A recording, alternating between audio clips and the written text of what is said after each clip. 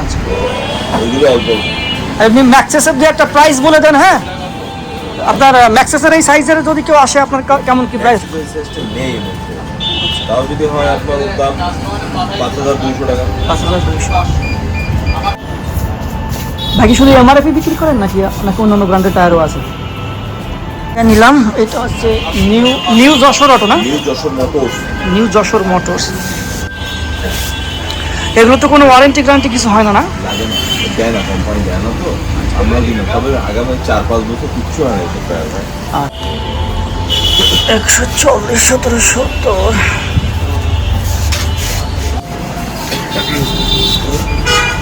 এটা ম্যানুফ্যাকচার হচ্ছে আপনার 2500, 41তম সপ্তাহ। ঠিক আছে, ধন্যবাদ। তো এখান থেকে নিয়ে নিলাম, ইনি আমাদেরকে 100 টাকা অনার করলেন। সুপ্রবন্ধুরা, ইউটিউবে জয় ওয়ার্ল্ড থেকে আমি ইসলাম জয়। প্রথমেই ক্লিয়ার করে নিচ্ছি, এটা কোনো স্পন্সরশিপ ভিডিও না বন্ধুরা। এই ভিডিওটি সম্পূর্ণ আমার নিজস্ব অর্থায়নে এই টায়ারটি কেনা এবং আমার বাইক ইনস্টল। বন্ধুরা, এখন আমি আসছি যশোর শহরে এই টায়ারটা চেঞ্জ করার জন্য। তো আপনারা মোটামুটি ইউটিউবে টায়ার সম্পর্কে বিভিন্ন ভিডিও দেখেন। অনেকে বলে ম্যাক্সিস, কেউ বলে হচ্ছে প্রিলি, কেউ বলে এমআরএফ, সিএর বিভিন্ন টায়ার আছে। তো আমি আমার এই হর্নেট বাইকটা তার যশোর শহর থেকে চেঞ্জ করব। তো আমার ইচ্ছা আছে যে আমি এমআরএফ, যেহেতু এটা স্টকে ছিল এমআরএফ লাইলো গ্রিপ জেফার S1 যে বাইকটা ছিল সেটাই। তো আমার ইচ্ছা আছে যে এমআরএফেই থাকবো, কিন্তু এমআরএফের ম্যাসেটার যে টায়ারটা আছে সেই টায়ারটা আমি ব্যবহার করব। তো যশোর শহরে আমি আগে দেখবো যে এমআরএফ আছে কিনা, আর এমআরএফের যে প্রাইস এটা কত সেটাও জানাবো। আর কেন এমআরএফের ম্যাসেটার আমি ব্যবহার করতে যাচ্ছি সেই বিষয়গুলো, টেকনিক্যাল যে বিষয়গুলো আমি ভিডিওতে আলোচনা করবো। ভিডিওতে দেখতে থাকুন, সব ইনফরমেশন পেয়ে যাবেন। বন্ধুরা, আমার এই স্টক টায়ারটি দিয়ে আমি প্রায় 34 থেকে 35,000 কিলোমিটার অলরেডি চালিয়ে ফেলেছি। এখন আমি আমার টায়ারটির পরিবর্তন করব। কিন্তু সবথেকে মজার বিষয় কি জানেন, একটি বাইক কেনার সময় আপনি সেই বাইকটি আগে টেস্ট ড্রাইভ দিতে পারেন। কোম্পানি শোরুমে যেও পারেন, অথবা আপনি পরিচিত ভাই ব্রাদার বা যারা আছে পরিচিত তার কাছ থেকে নিয়ে আপনি 1-2 দিন চালিয়ে একটা ডিসিশন নিয়ে বাইকটি কিনতে পারেন। কিন্তু আমার টায়ারের অবস্থা দেখেন বন্ধুরা, একেবারে শেষ। কিন্তু এই টায়ার কেনার সময় হচ্ছে মারাত্মক ঘটনা ঘটে। কোনো টায়ার আপনি ইচ্ছা করলে বাজারের থেকে কিনে এনে আপনার বাইক ইনস্টল করলেন, কিছুদিন চালালেন, ভালো লাগতো না, আবার চেঞ্জ করে আরেকটা নেবেন, এমন সুযোগ থাকে না। তো সেই ক্ষেত্রে আমাদের একমাত্র ভরসা থাকে এই বড় ভাইদের পরামর্শ এবং ইউটিউবের ভিডিও। তো আজকে যারা বিশেষ করে একটি টায়ার আপনারা সিলেকশন করবেন এবং কোন টায়ার কিনবেন এমন সিদ্ধান্তহীনতায় ভুগতেছেন, তাদের জন্য আজকের এই ভিডিওটি একেবারে মাস্টারপিস। আমরা যারা মধ্যবিত্ত আছি তারা চাইলেই একটা জিনিস হঠাৎ করে লাগাতে পারি না। টায়ারের ক্ষেত্রে টায়ার কিন্তু বেশ এক্সপেন্সিভ, 8 থেকে 10,000 টাকা আপনার ন্যূনতম এখানে বাজেট দিতে হবে। তো আজকের ভিডিওটি দেখতে থাকুন, আশা করি সমস্ত প্রশ্নের দারুণ সব উত্তর পাবেন। বন্ধুরা, প্রথমেই আসবো টায়ারের সেগমেন্ট, সবথেকে গুরুত্বপূর্ণ। তো এই টায়ারটিকে লেখা আছে 140, 17, 70। 140 হচ্ছে টায়ারের এ প্রান্ত থেকে ও প্রান্তের যে প্রস্থের দৈর্ঘ্য হবে সেটা হচ্ছে 140 মিলিমিটার। আর এই 70 হচ্ছে 140 মিলিমিটারের পার্সেন্টেজ করে যা হয় সেটা হচ্ছে রিমির থেকে টায়ারের উচ্চতা হবে, সাইড প্রোফাইল বলে। আর 17 হচ্ছে রিমের সাইজ। এবার আসি টায়ারটি কোন প্রোফাইলে, টায়ারটি ভায়াস নাকি রেডিয়াল। দেখেন, রেডিয়াল টায়ার হয় সফট কম্পাউন্ডে এবং টায়ারের গায়ে এটা অবশ্যই উল্লেখ করা থাকতে হবে যদি সেটা রেডিয়াল হয়, এবং এটার দাম একটু বেশি হয়। এবার আসি সবথেকে গুরুত্বপূর্ণ, টায়ারের ম্যানুফ্যাকচার ডেটটা আমরা কেমন বুঝি। বন্ধুরা, এই 4টি ডিজিটের দিকে খেয়াল করুন। প্রথম 2টি ডিজিট হচ্ছে সপ্তাহ এবং শেষ 2টি ডিজিট হচ্ছে বছর। 2023 সালের 45তম সপ্তাহে এই টায়ারটি ম্যানুফ্যাকচার করা। তো এক বছরে হয় 48 সপ্তাহ, আর এই টায়ারটি ম্যানুফ্যাকচার হচ্ছে 45 সপ্তাহ, মানে 23 সালের শেষের দিকে। বন্ধুরা, এটা খুবই গুরুত্বপূর্ণ, এটা অবশ্যই দেখে নেবেন। আর যদি আপনার টায়ারে এরকম 66H থাকে তাহলে বুঝবেন এই টায়ারটির সর্বোচ্চ লোড ক্যাপাসিটি হচ্ছে 300 কেজি।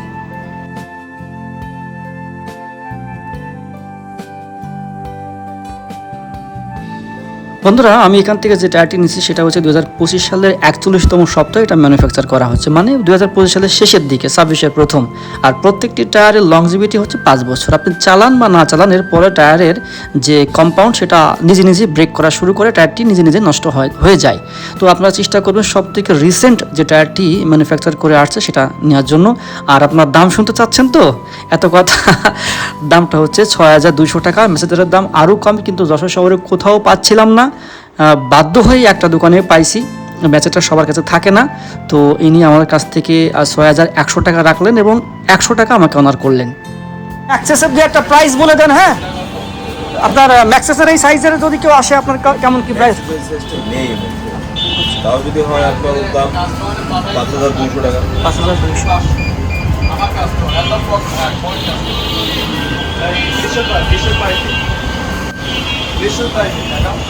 ঠিক আছে, আমরা এখান থেকে এটা নিলাম। এটা হচ্ছে নিউ যশোর অটো না? New Jessore motors.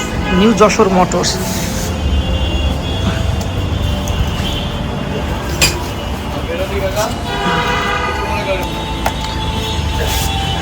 এগুলো তো কোনো ওয়ারেন্টি গ্যারান্টি কিছু হয় না? না, লাগে না, দেয় না, কোম্পানি দেয় না। তো আমরা কিনা, তবে আগামী 4-5 বছর কিচ্ছু হয় না এসব টায়ার ভাই। আচ্ছা, ঠিক আছে, ধন্যবাদ। তো এখান থেকে নিয়ে নিলাম। ইনি আমাদেরকে 100 টাকা অনার করলেন। টায়ার কি আর কিছুদিন যাইতো না এটা? হ্যাঁ, টায়ার কি আর কিছুদিন যাইতো এটা? যেহেতু সুতো বেড়ে গেছে না?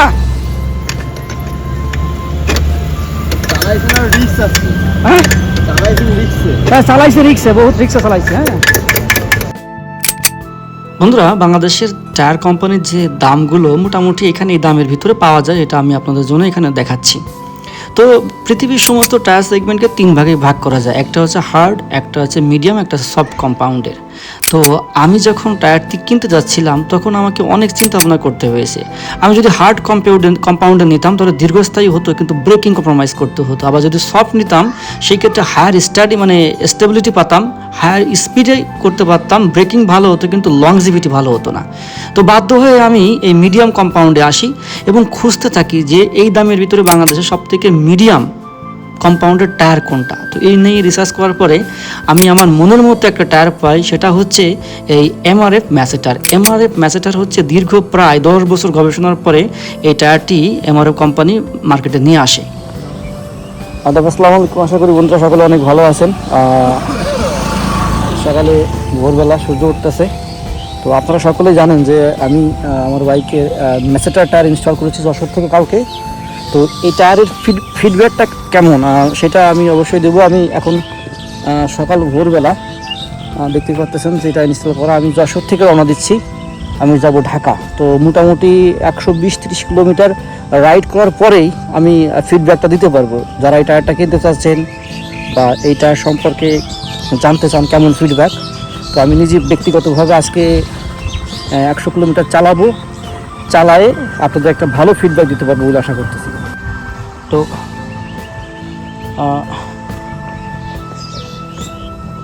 টায়ারটা আসলে খুব সুন্দর, টায়ারের প্যাটার্নটাও বেশ সুন্দর। তো আশা করি আজকে জার্নিটা এই টায়ারে ভালোই সাপোর্ট দিবে। তো বন্ধুরা, আমি মোটামুটি ঢাকায় যাওয়ার পরে আপনাদের সাথে এই টায়ার সম্পর্কে একটা ভালো আলোচনা করতে পারবো এবং রিয়েল যে ফিডব্যাক সেটা দিতে পারবো। সকলে দেখতে থাকুন। বন্ধুরা, 140-17 সেগমেন্টের একটি টায়ার আপনি 100 কিলো চালিয়ে সম্পর্কে কিছুই বুঝতে পারবেন না। তারপরেও এই টায়ারটি চালিয়ে প্রথম 100 কিলো চালিয়ে যে কেমন ইনিশিয়াল এক্সপিরিয়েন্স হলো এটা জানানোর জন্যই মূলত এই ভিডিওটি করা ছিল। মোটামুটি এই টায়ারটা দিয়ে আমি অনেস্টলি বলতে গেলে ফিডব্যাকের কথা যদি বলি বন্ধুরা, আমি প্রথম 5 কিলো, 10 কিলো, 20 কিলো আমি তেমন কোনো ফিডব্যাক বুঝি নাই। আমি মনের কাছে একটু কনফিউজিং ছিলাম যে আসলে টায়ারটা অনলাইনে এত ভালো রিভিউ শুনলাম, প্লাস আমিও একটু এটা সম্পর্কে ঘাটাঘাটি করলাম।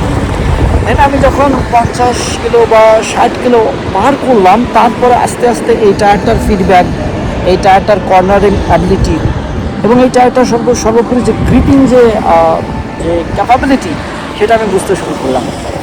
তো এখন রাস্তায় বিষয়ে টেকনিক্যাল কথা বলবো না, আর রুমে যে আপনাদের সাথে মোটামুটি এই এমআরএফ ম্যাসেটার এই টায়ারটা নিয়ে কথা বলবো।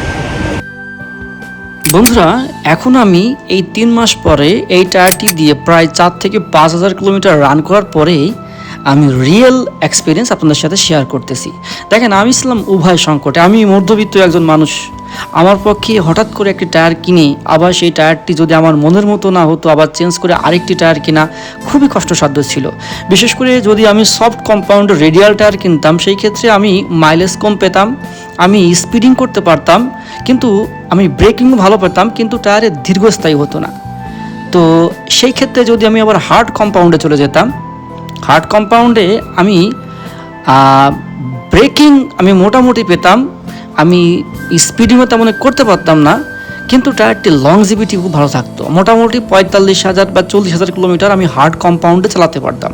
কিন্তু আমি এর মাঝামাঝি আমি চাচ্ছিলাম যে আমার টায়ারটা দিয়ে, যেহেতু আমি 160 সেগমেন্টে একটি গাড়ি চালাই, মোটামুটি আমার গাড়ির অ্যাক্সেলারেশন ক্ষমতা খুবই ভালো। সেই ক্ষেত্রে আমার এমন একটি টায়ার দরকার যেটা স্পিডিংও করতে পারবো, যেটাতে গ্রিপিং ক্ষমতা ভালো হবে, আমাকে স্লিপ করবে না, এবং টায়ারটি আমি বেশ প্রায় 35 থেকে 40,000 কিলো চালাবো। সেই ক্ষেত্রে আমি খুঁজতে রিসার্চ করতে করতে আমি আসলাম এই মিডিয়াম কম্পাউন্ডে, এবং সেখানে দেখলাম বাজারে যত টায়ার আছে তার ভিতরে এমআরএফ ম্যাসেটার এই টায়ারটি বেস্ট। মোটামুটি এমআরএফ এর আগেও টায়ার এই সিরিজে কোনো টায়ার আনি নাই, ম্যাসেটার সিরিজের এই টায়ারটা তারা দীর্ঘ 10-12 বছর গবেষণা করার পরে আনছে, এবং এই টায়ারের বর্তমান আমি চালিয়ে কি পাচ্ছি, এক্সেলেন্ট কর্নারিং অ্যাবিলিটি। মোটামুটি টায়ারটা দিয়ে খুব সহজেই কর্নারিং করা যায়। ব্রেকিংয়ে আমি আগের থেকে দুর্দান্ত পারফরমেন্স পাচ্ছি। সর্বশেষ কথা বন্ধুরা, এই টায়ারটি দিয়ে আমি দুর্দান্ত কর্নারিং অ্যাবিলিটি পাচ্ছি, ভালো ব্রেকিং পাচ্ছি, এবং স্মুথ রাইডিং ফিল পাচ্ছি। এবং ব্রেকিংয়ের দিক দিয়ে আগের থেকে আমার ব্রেকিং অনেকটাই উন্নত হয়েছে। এখন বন্ধুরা, এটা কোনো স্পন্সরশিপ ভিডিও না, এটা সম্পূর্ণ আমার ব্যক্তিগত অর্থে কিনা টায়ার এবং সেটার একটা ভিডিও করা। তো বন্ধুরা, যারা এই ভিডিওতে উপকৃত হবেন এবং ম্যাসেটার যারা ব্যবহার করতেছেন তাদের মতামত অবশ্যই কমেন্টস বক্সে দিবেন, এবং যারা দূর প্রবাস থেকে দেখতেছেন আমার প্রবাসী ভাই বন্ধুরা, রেমিটেন্স যোদ্ধা, অবশ্যই কমেন্টস করে জানাবেন। সকলে ভালো থাকবেন, দেখা হবে পরের ভিডিওতে।